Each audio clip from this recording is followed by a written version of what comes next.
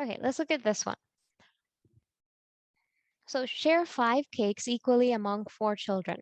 Let's get someone to explain how we would share it amongst 4 children. Tell me what I would do first. All right, so let me start drawing it. We have 5 cakes. 1, 2, 3, 4, and 5. Okay, and we only have 4 children. Let's just say these are the children. 1, 2, 3, and 4. So how many whole cakes would each child get?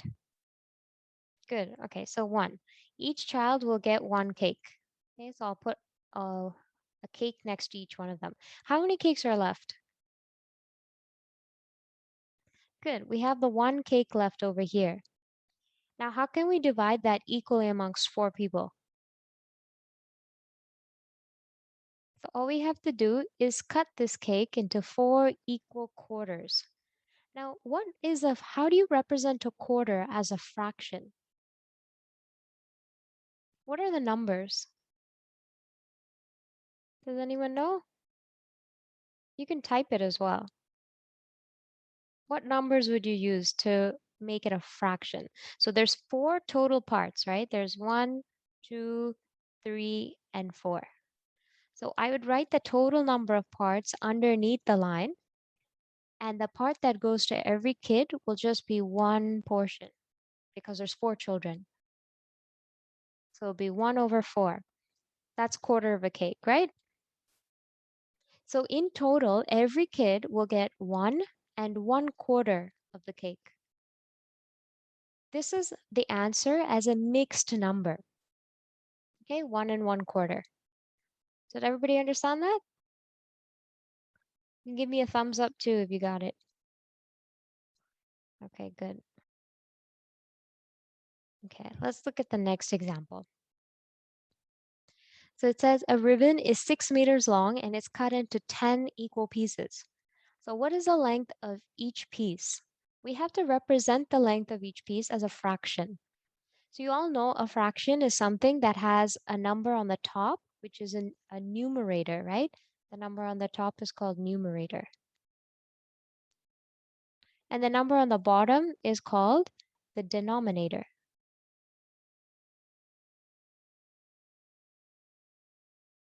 So what is the numerator? What's the number that's on top of the division line? A fraction is also like a number represented as a division because it is a small part of a whole number. So someone tell me, what are the whole number of pieces? So so a ribbon is 6 meters long, but it's cut into 10 equal pieces, right? So how many pieces are there in total? Tell me that, and that goes on the denominator. Okay, so the bottom will have 10, right? 10 total number of pieces. Okay, now they're asking what is the length of each piece? So the length of each piece will be, the fraction is 1/10, right? So 1/10 of the 6-meter rope or the 6-meter ribbon will give us the length of the one section or the one cut piece. Okay, so this is the answer in the simplest form, 1 over 10. Or it's 1/10 of the ribbon. If I ask you, give me the fraction for 5 cut pieces, what would you tell me for that? What would be the fraction? Jonathan? 5/10. Good, 5 over 10. And now can you reduce it to the simplest form?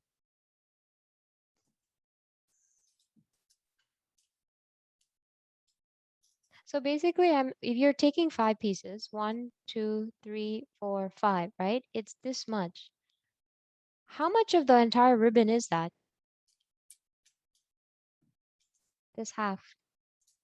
Oh. Right? It's 1/2 of it, right? So this 5/10 is equivalent to 1/2 of the entire ribbon. And how did we get that? One, we can just look at it and we can tell.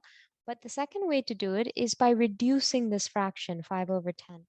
The way to reduce it is by dividing it by the same number on the top and the bottom. Mm-hmm. Sorry, this is plus. Divided by 5. Yeah. Yeah. So you reduce it by 5 on the top and bottom, and then you get the reduced fraction. Okay. Did everyone get that? Yeah, okay. All right, we'll go on to the next one. Okay, so Ryan, let's do this one together. You can answer this one. How many pancakes does each child get? So there's 4 pancakes and then there's 3 children.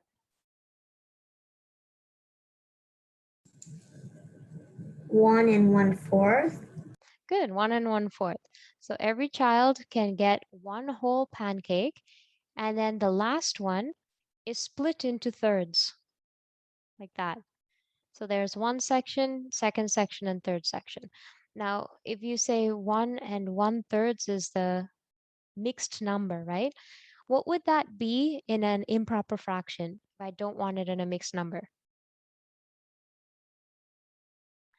I want to convert this into a improper fraction without having the 1 on the side. So the best way to do that is first multiply the whole number with the denominator. So you do 1 multiplied by 3, which is 3. And then you add the number on the top, which is a numerator. So 3 plus 1 gives you 4. So 1 over 3 is also equal to 4 over 3. Is that correct? Do you understand that? Okay, so let's just try dividing it to see if our answer is right. If we put 4 inside the division box and 3 outside as a divisor, how many 3's come in 4?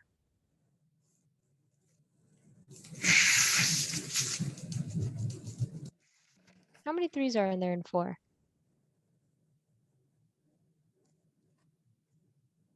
Ryan?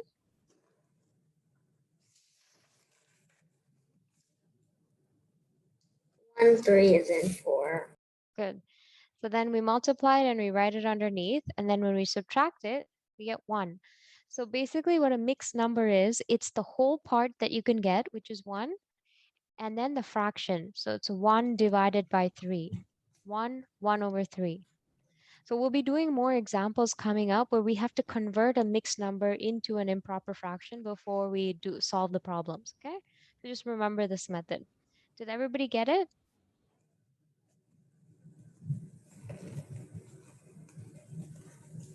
Okay.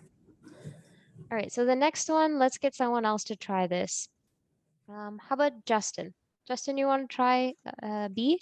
What fraction of the pancakes does each child get? There's 4 pancakes, and you have to share them equally amongst 6 children.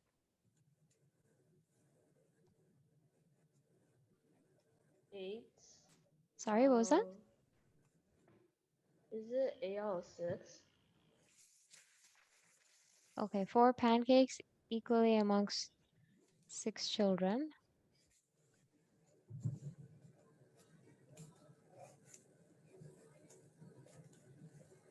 Did you say 8 out of 6? Yeah.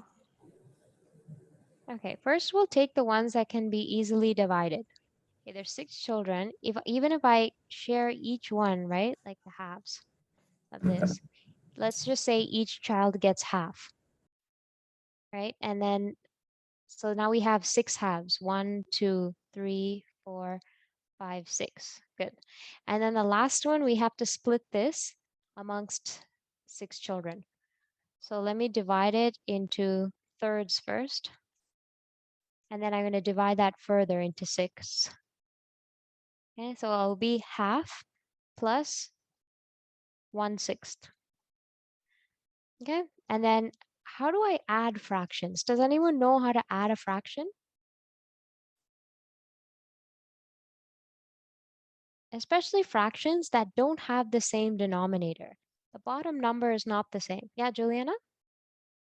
Mine, like, I was 2 times 6 equals 12. So I write 12. Okay, good. So she's finding the common multiple. Okay, that's called the common multiple. What that means is you have to find a number that's common between 2 and 6. Right? And that would be the least, the number that's the smallest. But you're right where you can use 12, but what's smaller than 12 that's common to both of them? Uh,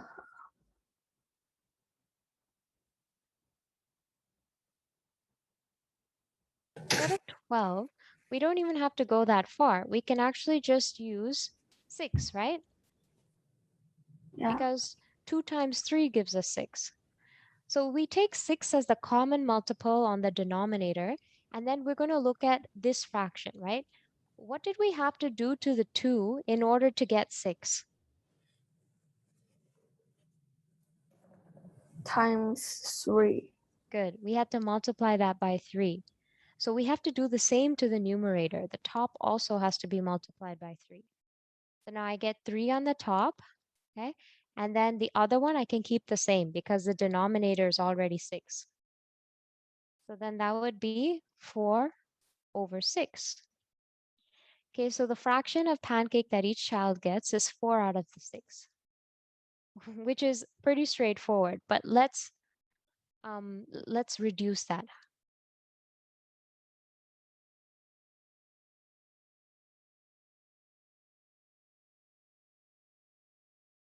How can we reduce 4 over 6?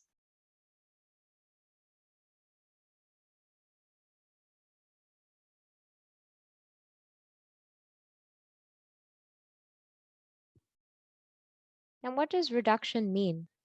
When you have to simplify or reduce a fraction.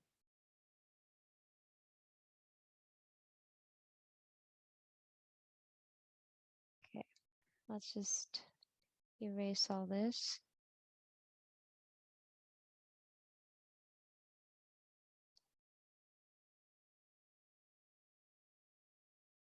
Okay.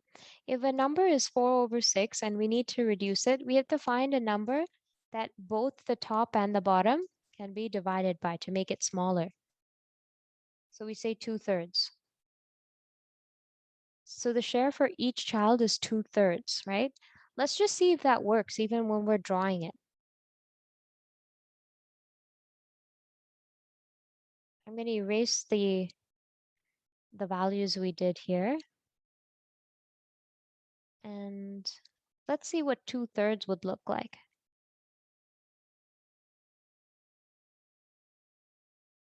I'm dividing all of the pancakes into thirds first. And I'm going to shade in the regions, say this is for, if it's 2/3, I have to shade in 2 regions for every child. There's 6 children, so 1, and this is for the second child. This is for the third child. This is for the fourth child, fifth child, and finally the sixth child. So it is evenly shared, right? The fraction works out. So does that make sense so far how we did it? There's 2 different ways we did it.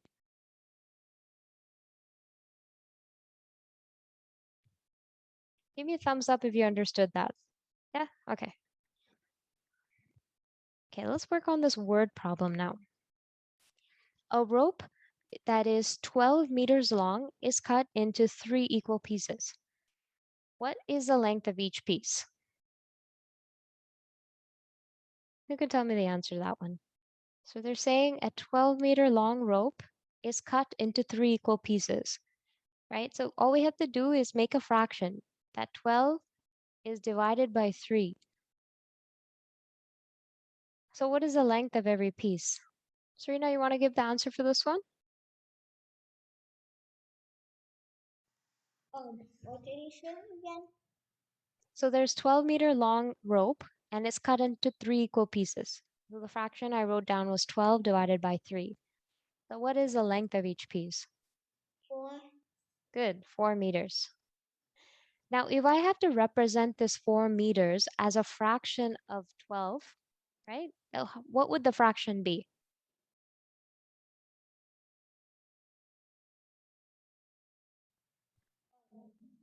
So each piece is 4 meters long and it's a fraction. The 4 meters is a fraction of the 12, right? Of the 12-meter long piece.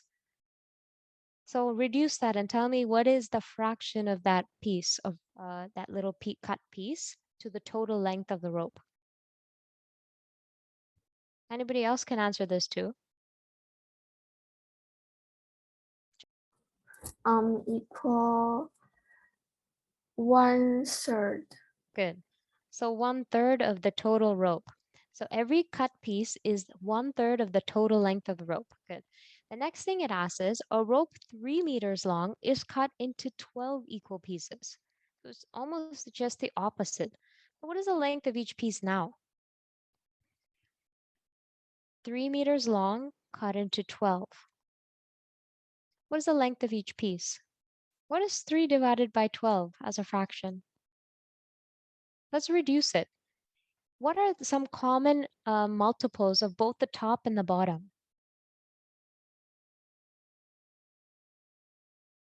So the top can be divided by 3 and the bottom can be divided by 3. Wait, I gotta check. 4. That's very good, Justin. It is 4. That is the common number that you'll get. But again, to write it as a fraction, you would have to write it 1/4 because the smaller number is on the top.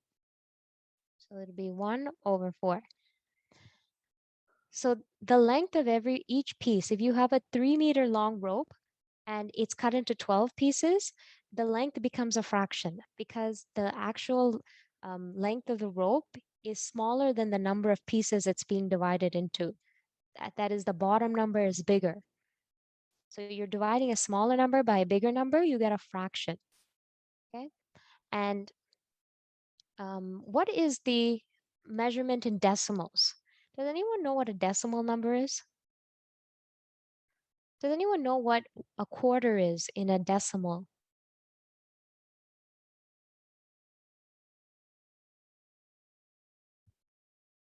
No? Okay, let's go over this one too. So we're going to divide 1 by 4. So when we divide 1 by 4, because 1 is smaller, we can't divide 1 divided by 4 because 1 is a smaller number, right? So we start off with a 0. Beside the 0, I put a decimal point. And then for that decimal point, I'm going to add a 0 next to the 1. Now I have 10 divided by 4. So 10 divided by 4, I know is 2. Like I can get 2 4s in 10. And that gives me 8. So I multiply the 2 and the 4 and I write it underneath 10. Now I can subtract it. And I get 2 as a remainder, but I can still keep going. So I'm going to add another 0, just like how you do in normal long division. Now I have to ask, how many 4s are there in 20? So there's 5 4s in 20. And I multiply 5 times 4 and I write the 20 underneath. Finally, I'm left with no remainder. So 1/4 or a quarter is also equal to 0.25. Where else do you hear the word quarter? And where else do you relate it to 25? Jonathan? Um, what length of each piece? Yeah, so you know how it comes out to 0.25, right?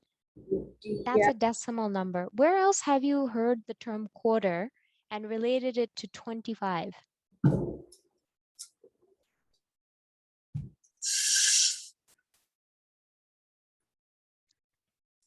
Can you say it again? Yeah, so let me explain it actually. So whenever you hear a quarter, have you ever heard of a 25 cents coin being called a quarter? Yes. Yes. Okay, so 25 cents can also be written as 0.25, Yeah. right? What 1/4 means when it comes to money is that it's a quarter of a dollar or 1/4 of a dollar. Yes. That's 25 cents. Good. So then what is half of a dollar?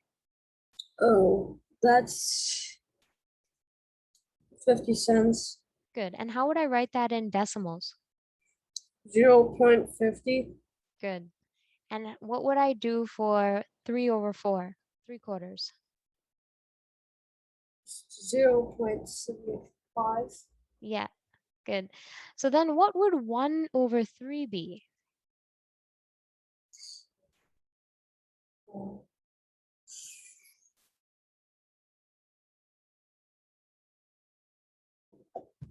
Let's try dividing that. 33.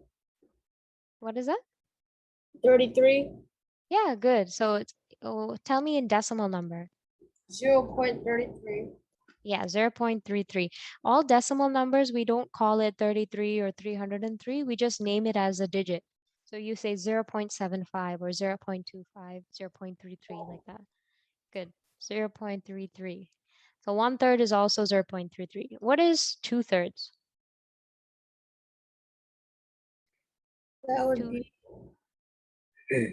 66. yeah, 0.66. Good. All right, did everybody get that?